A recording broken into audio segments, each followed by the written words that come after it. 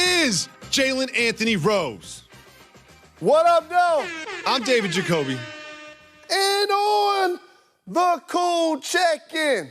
Together, we are Jalen and Jacoby. What is it that we do? We give the people what they want. So good to have Jalen joining us from the Jalen Rose Leadership Academy. Jalen, we have some big news regarding the Rockets and Jimmy Butler. Woj, as he does this time of year, dropped some information that the Rockets are focused on bringing Jimmy Butler into Houston. However, Bobby Marks kind of broke down how this would happen, and Woj kind of broke down how it would happen. It would take two of these three players, Eric Gordon, Clint Capella, and PJ Tucker, and some other salary maneuvering. And Bobby Marks got into the details so far that said it would also take a third team. So my first question for you is, how realistic is it that this could actually happen? One thing makes it realistic. If Jimmy Butler goes to the Philadelphia 76ers and says, I'm not re-signing, that's what makes it realistic. The Houston Rockets have been trying to acquire Jimmy Butler since he was in Minnesota. They allegedly offered 4 first-round picks to get him at that point in time. He goes to Philadelphia. We saw how he fit with Tobias and Embiid and Ben Simmons. I believe the better fit would be with James Harden, CP3, in Houston, Texas, no state income taxes. That's a large haircut when you're making the kind of money that he's making, if you could get that kind of bread and it not be taxed by the government. See, Jalen, I disagree. And I understand from a basketball standpoint, from an analytics standpoint, why this would be a good fit. But there's already reported tension between James Harden and Chris Paul, right? And we've detailed on this show a lot of the reasons why that might be the case. And then we know Jimmy Butler's history. We know what happened in Minnesota. We know that he can be a little prickly. There was one report about him and Brett Brown going back and forth about his role in the offense and his role in the team. Don't you think that this would just be a chemistry nightmare with James Harden, Chris Paul, and Jimmy Butler all on the same team? Not at all. First off, they're professionals, they're veterans. Each of them want to secure a championship. The West is clearly wide open without the Golden State Warriors being healthy. And a guy like Jimmy Butler is almost like a missing piece for Houston if you look at the construction of their roster. Number one, I like Clint Capella as a screener, as a rim roller, as somebody that could catch lobs, finish at the hoop, block a couple of shots. But in the playoffs, not a game-changing type of player. So number one, you're getting off of his contract. That's the first thing that you're doing. The other thing is what PJ Tucker has been able to provide and establish himself as somebody that's a knockdown shooter in the corner, but also a defensive toughness and tenacity. Jimmy Butler brings that, but plus he can dribble, pass, and shoot and make clutch shots late. And you need people, I've been saying this, that James Harden respects, since all of these guys are peers. It's not like Jimmy's older than them like he was with the players in Minnesota. I want to see James Harden function off the ball. Jimmy Butler and Chris Paul allows him to now do that with a level of autonomy. That's smart. Now, just from an actual basketball X's and O's standpoint, because it feels like you've got Chris Paul and James Harden, both of which are like the ball in their hands, like to initiate the offense and then create for their teammates or for themselves. How does Jimmy Butler fit into that equation in Houston offensively? Offensively, he fits because he scores from all phases. And he's an underrated catch-and-shoot player. He can also play in the post. I've talked about this in an article with The New Yorker. I talk about it on this program all of the time. Houston Rockets, to me, became when keeping it analytics went wrong. They took it a little bit too far because sometimes you got to allow players to mix up their games. If defensively, I know you're going to be at the 3 line or at the hoop, these guys are too athletic. The coaches are too smart. The players are too disciplined. They're going to contest your 3-point shots.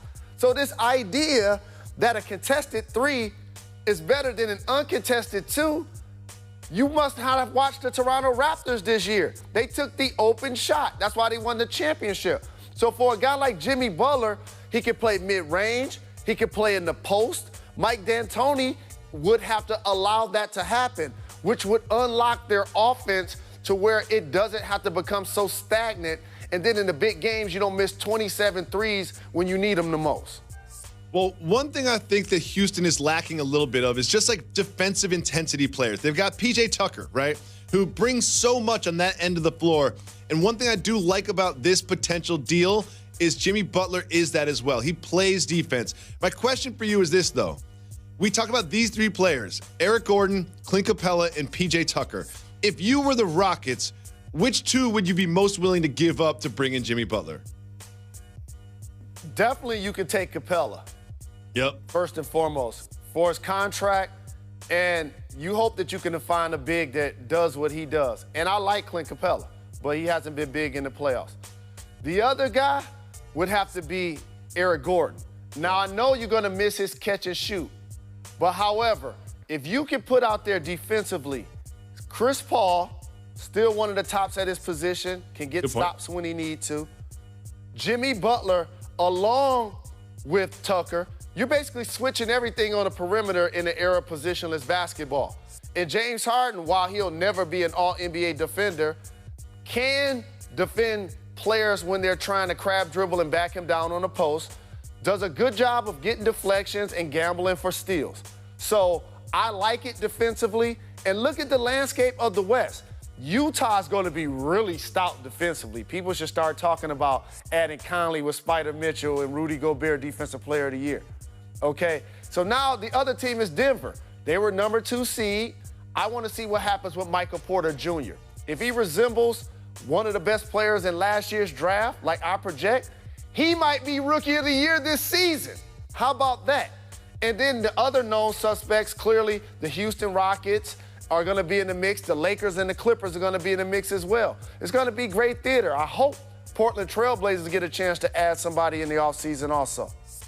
Well, Mark Stein has some new information, which I found really intriguing, about a gentleman by the name of Kemba Walker. Kemba Walker qualified for the Supermax when he made an All-NBA team, which means that Charlotte can offer him more money than anybody else by far. However, Mark Stein is saying that both the Celtics and the Mavericks are interested in Kemba's services. I find this to be an interesting decision for Kemba. Do you take the money and the roster that's sort of like less enticing to play with, or do you leave and join two teams that have really interesting young cores and try to play point guard there? What do you think about the potential of Kemba deciding to leave Charlotte for either Boston or Dallas? Kemba Walker has been so good in Charlotte, though they've been irrelevant as it relates to a consistent playoff pitcher or being one of the top teams in the conference, that he still has become a perennial all-star. He still made All-NBA. Now, I voted for Klay Thompson for that spot for the reasons I just said. So if you're Kemba, it's hard to walk away from the big dollars, but you got to play the marathon game here. Go to a better team. Get in a better situation. Once you start winning, you're going to get paid again, again, and again. And if you look at his herky-jerky style, his ability to not only shoot the three off the dribble, but finish at the hoop and play in all areas, he'll be able to get his money and play for a really long time. And I think those two situations, look at Boston. Isaiah Thomas thrived. Kyrie Irving was All-NBA. Terry Rozier thrived. I would pay Terry Rozier, but not Kemba Walker type money. So if you're going to allot that money, I would give it to Kemba. And that would be a good landing spot for him. The other team, the Dallas Mavs. What about a backcourt with Luka Doncic? Woo. It immediately becomes, like, maybe not the best, but the most interesting backcourt to watch in the NBA. No doubt, no doubt. And then Porzingis is going to be a 20-point scorer that gets a handful of boards and gets a couple of blocks. And he's going to remind a lot of people of Dirk running up and down the floor in that uniform. I like those scenarios better for Kemba Walker than re-signing in Charlotte and just making sure he got top dollar. Very quickly, Jalen. Kemba Walker calls your phone and says, I'm leaving Charlotte. I'm going to pick one of these two teams. Which one should I pick? Quickly, what do you tell him? I tell him go to Boston. I tell him go to Dallas. Because Porzingis is still an unknown, Jacoby. He's coming off an injury. You still haven't seen him play. Like, one of the things that the Knicks had to decide is they had a disgruntled player who said he didn't want to be there, wasn't traveling with the team, wasn't showing up in meetings. The contract that the Mavs offered him, the Knicks couldn't offer that to him this offseason. And so the Mavs, once you acquire him, you clearly got to double down and pay him. So I believe in him, but I still have to see it. I know what's happening in Boston, and they have more assets. They traded a first-round pick to get Luka. Celtics have first-round picks, plus Tatum, plus Brown. You don't have to gut your roster to add him. I like him better in Celtics. And also, I like him better in the Eastern Conference. Good point. It's time for News That Matters.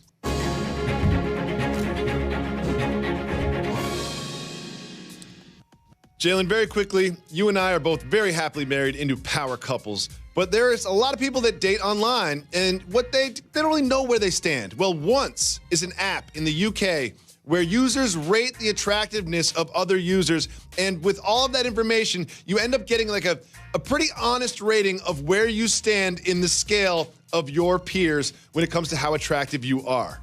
Do you think this is a good idea, and would you sign up if you were a young single man? I think it's a good idea for those that live that life. But again, this continues the brain drain that I see taking place in the world. Technology heightens, yet the standards continue to be lower and lower and lower. A relationship is about chemistry, okay? And if I have an app telling me how hot somebody is, that's almost like a scouting report. But how hot you are. Therefore, is gonna print. I don't need an app to tell me how hot I am. I know I'm fly. Okay, that's who why do you I'm on think the rates app. better in the app? Who rates better in the app, you or me? Look at his face. I think you'll rate better on the app. Thank you. You'll rate Thank better you very on the much. app. Thank you for admitting it. I never thought you would say, I'm so happy. Let's go to commercial before he changes his mind. Kawhi, new information from Woj. Next. You'll rep better on that app and on Uber app.